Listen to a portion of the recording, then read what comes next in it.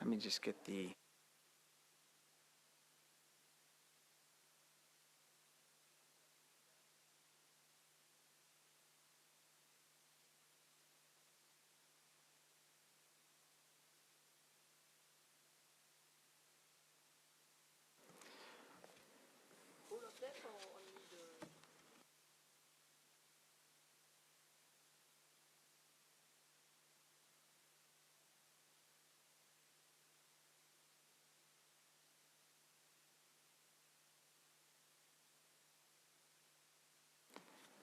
Okay, we are about to do the press conference for the men's 4x100 meters. A reminder that we are streaming live on MyInfo, and these press conferences are available for download and use at the conclusion of the news conference. If you need simultaneous interpretation in English or French, we have that on the QR code on both sides of the auditorium. And when you have a question, please raise your hand and we will bring the microphone to you.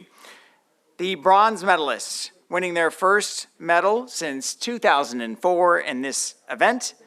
Representing Great Britain, we have Nathaniel Mitchell-Blake. Yes. The silver medalists, an African record, the first ever medal for South Africa in this event. We've got the entire team here from South Africa. Bayanda Walazala, Sean Maswanganyi, Bradley Nkoana, and Akini Simbine, all here. Come on out. I like how they got a clap, by the way, but it's all right. Record of 37.57 for the silver medal, and representing Canada, the gold medalist. The last gold medal they won in this event was in 1996. This is the second gold for Andre de Grasse, who's on the team. In the last 2 years, they had a dominant last three legs with a time of 37.50. Let's hear it for Aaron Brown here from Canada. All right, if you have a question, please raise your hand. We'll bring the mic over to you. Our volunteers are here on the side of the room with the microphones, right here in the back. Thank you. David Isaacson from Sunday Times. A question for the South Africans. When Benji was injured during the week in the 200, what was your initial thought? Were you suddenly worried that a medal in this relay was going to be a problem, or was it not a problem for you guys at all?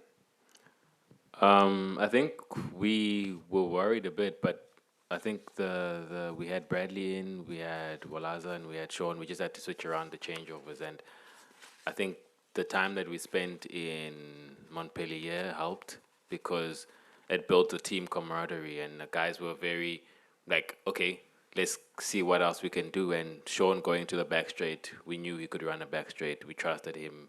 He wasn't sure of himself, but he knew that he could do it. So yeah, man, I think he handled it pretty well, and the team just handled that situation really well.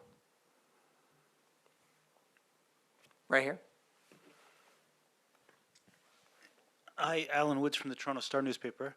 I'm wondering if you can talk about how, as a team, you sort of dealt with I'm not sure if you could call it distractions, but with Degrasse's coach, with the hamstring, whatever it was, an injury or a twitch or an inflammation.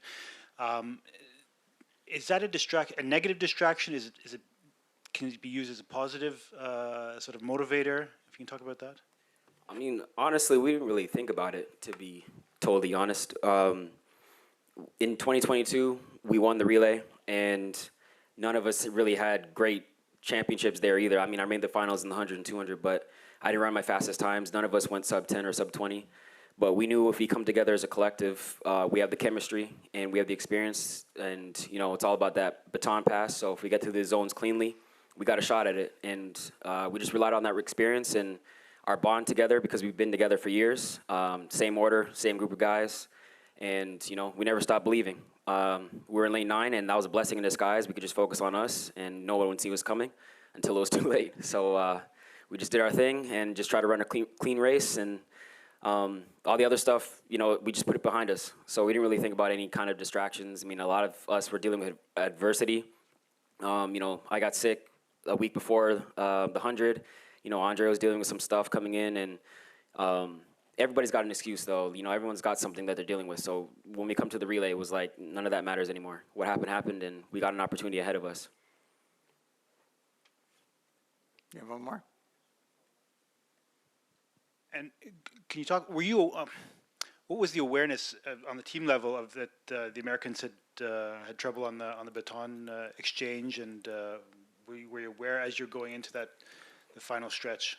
I had no idea, to be honest. I was just trying to pass the baton as fast as I could, and then see how the race unfolded. And I saw once Christian passed it off, he didn't look too excited, so I thought maybe, you know, they didn't have a great exchange, but I didn't realize it was out of the zone or whatever happened to get them disqualified.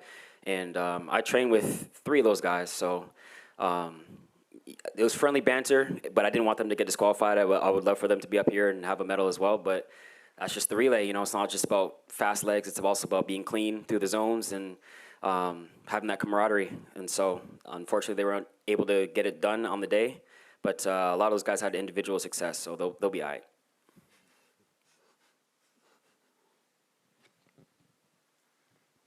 A question for Sean.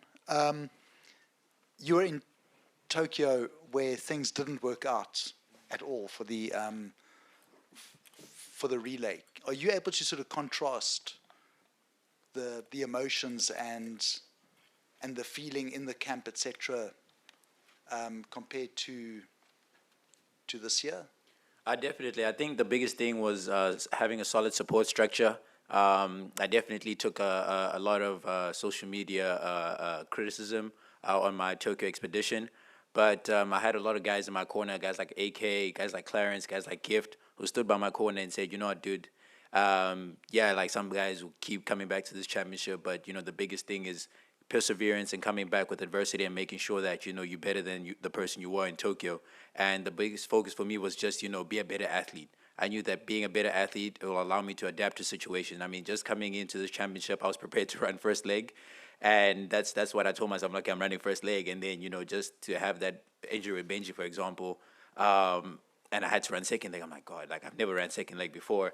And even though I practiced a little bit, but, you know, these guys gave me the confidence in our training camp and said, dude, listen, you know, if you can do whatever you want, like we need you to do. And ultimately, it's just trusting them, and they trusted me. And I knew that within that faith and that trust, I knew that I could come out here and do what I need to do to make sure that Akani Simbini is in the right position.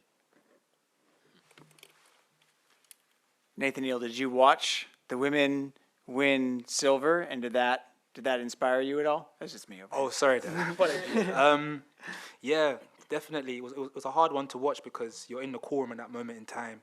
So you're trying to control your emotion because you want to reserve your energy. And I really believe they could go out there and get gold, but obviously America came out the better victors in that moment. So it's always inspiration seeing the ladies doing so well, and it gives us an opportunity to stamp our authority, and so we can celebrate together. It's always nice. Do we have one over here? Right there. Hi, I'm Alex Radke. I do my analytics for the South African team. You mentioned Sean running second, never done that before. Can each of you just run through coming out your approach to running the leg, each of your legs and how it unfolded? Should start, I think. Hi. I think Olaza should start because he went on to first leg. Yeah, come talk. How was your first leg? For me, I'll say the first leg was, I was not really sure that I was like fast about it because I started practicing how to start proper today before the running. So I just went out with it and then I just felt really good. And then, yeah.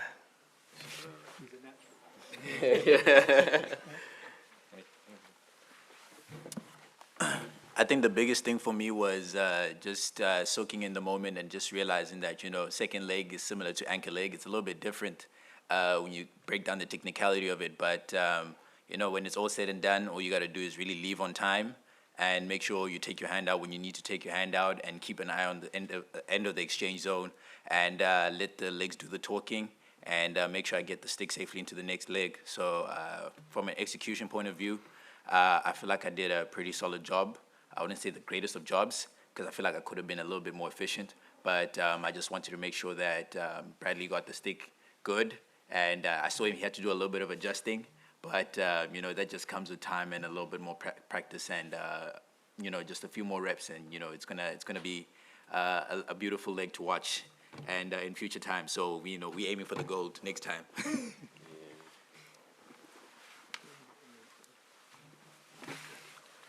Hi. Firstly, I'd like to thank God. Yeah, running third leg has always been like a hard mission for me because they always used to put a lot of pressure on me because they're like, that's where we always mess up, especially during the previous year. So I had to carry that and like think about it and be like, you know what, Bradley, the team needs you now. So you just need to do what you need to do, focus, move, and just run and hope that Sean gives me that baton. And once I got that baton, I knew that I'm going to give the baton to AK and he's going to bring it home. So it was a very lovely experience. And yeah, there was a lot of pressure, but then I handled myself well. Yeah. For me, it was just, I think I was just making sure I got the baton, and I think the guys knew that if I get the baton and I give it close enough, then we're in it for a shot, you know.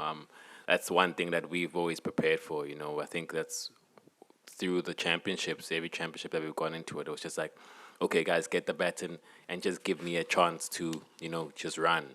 And today we did it, got the baton in the final and got it to me, and yeah, it put us in a position for a medal, and I'm really happy for the guys, happy for the team, and happy for the country, and happy and proud of the guys, man. They handled the pressure really well, and yeah, we did it. Further questions for the medalists in the men's 4x1? All right, Great Britain, South. Oh, we got one back. Can't see back there. All right, go one more for you. AK, did you say anything to the guys just to help calm the nerves before the final? Did you have any advice for them? I think my biggest thing was just to tell them to just enjoy it. I think a lot of the guys here with Aaron and Nathaniel, I think we have a lot of experience being in a stadium with a couple thousand people, you know, and for them it's their first time. So I just told them, just enjoy the moment, man. Like, these guys are out here supporting you, and remember that this is just entertainment, you know, the sport. You know, have fun with sport. You're having fun with sport, and just enjoy your moment. Enjoy being out there on the track and doing what you love, and the rest will come, bro. Like, it's not changing. What you do is to run, and the rest will actually just make itself happen. Right. Shut up. Great Britain, South Africa, Canada, the medalists in the men's 4x1. Thanks and congratulations. Thank you very much. For the blog. Oh, yeah. We can now stop the stream. Up next is the women's 400-meter press conference. We'll start that in about 5 minutes.